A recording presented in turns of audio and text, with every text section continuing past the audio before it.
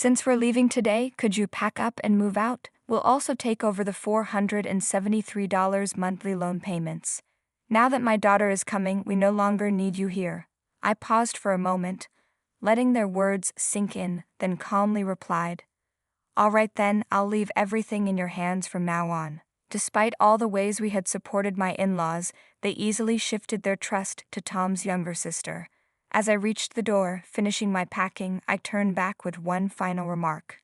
"Oh, by the way, I think there's been a misunderstanding about the loan payments." Their faces drained of color. Let me introduce myself. My name is Emily, a 35-year-old office worker. I've been married to Tom for 3 years. We met through a mutual friend who thought we were perfect for each other. And they were right. From our first conversation, Tom and I felt an instant connection.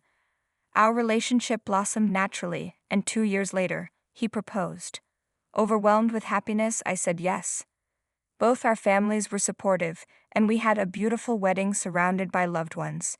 Afterward, we enjoyed a wonderful honeymoon and began our married life together. Tom and I both worked, so we shared household responsibilities. Since he had lived alone for years, he was skilled in cooking and housekeeping, which made things easier.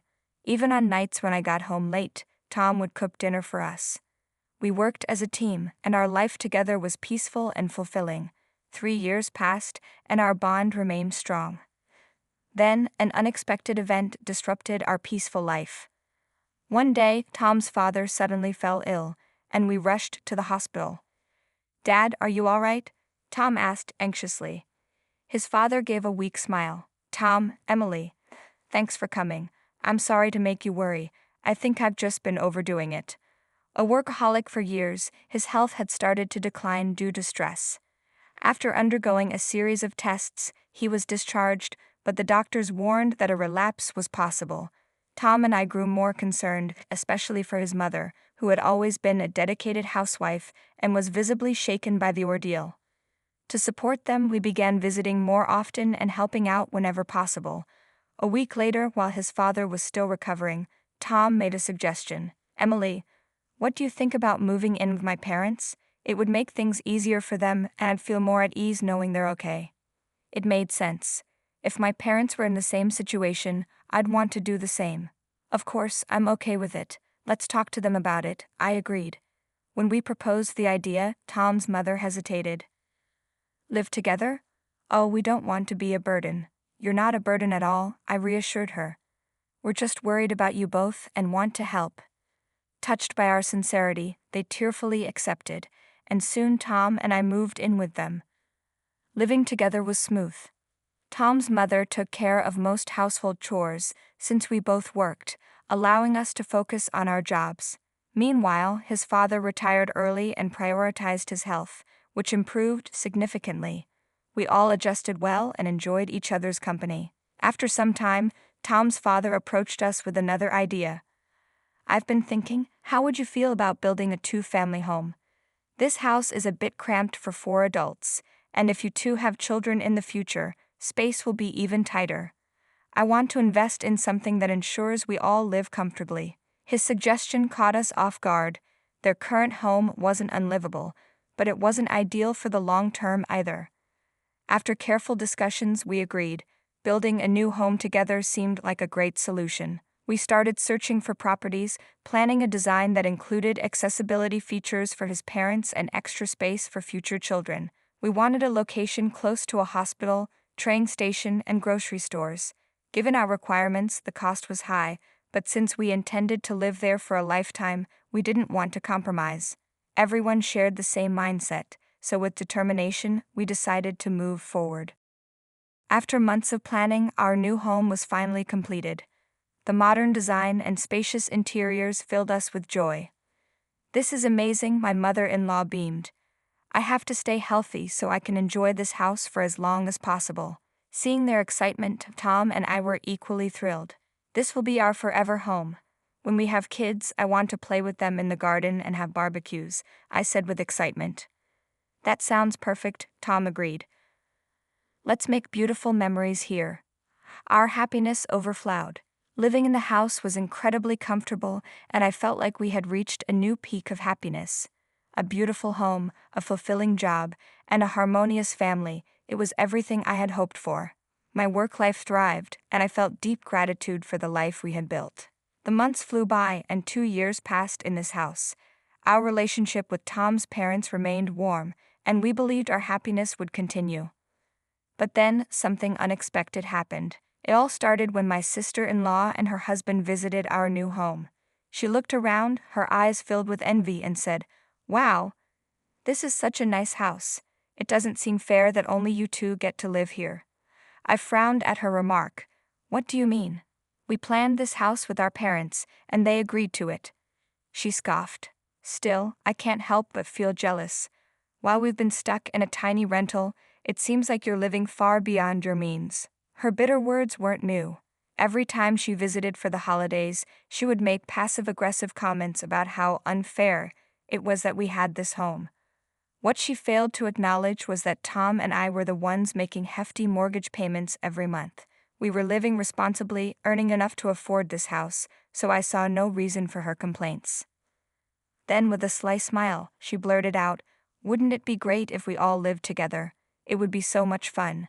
I mean, do you even know how much this house is worth on the market?" Tom and I exchanged uneasy glances. We assumed she was just rambling without thinking. However, her offhand remarks began to influence my in-laws. "It would be lovely if Kat could move in and live here with us," my father-in-law mused. "Yes, it would make the house feel livelier," my mother-in-law chimed in. I forced a smile, trying to keep the mood light. "Wait a second, haven't we already been living together all this time?" "Oh, come on, it was just a thought," my sister-in-law shrugged. "Exactly, there's no need to make a big deal out of it," Tom added, attempting to smooth things over. But it was obvious. Our in-laws were warming up to the idea of having Kat and her husband move in. They had always had a soft spot for her. Even our pet Mercer seemed to favor her. With her delicate features and doll-like appearance, she had been adored by her parents since childhood. Being 4 years younger than Tom, she was the princess of the family, and they treated her accordingly. I could feel the walls closing in. Then the final blow came. "We'll take care of the $473 monthly loan payments," my sister-in-law announced, as if that was supposed to make things okay. I blinked in shock. "What, $473? Yeah, that's a great deal for a house like this, right?" she smirked. Tom and I were speechless. It became clear. The in-laws had already decided to push us out. After everything we had done for them, this was how they repaid us. Realizing we had no future in that house, I requested at least a week to find a new place. My mother-in-law, her tone indifferent, simply said, "Fine." Meanwhile, my sister-in-law and her husband were practically beaming. "Relax, Mom and Dad, the house isn't going anywhere. A week from now, I'll be the one living here," she said smugly. At that moment, Tom and I made a firm decision. There was no point in staying with people who treated us this way. We immediately began searching for rental properties and moved out within the week.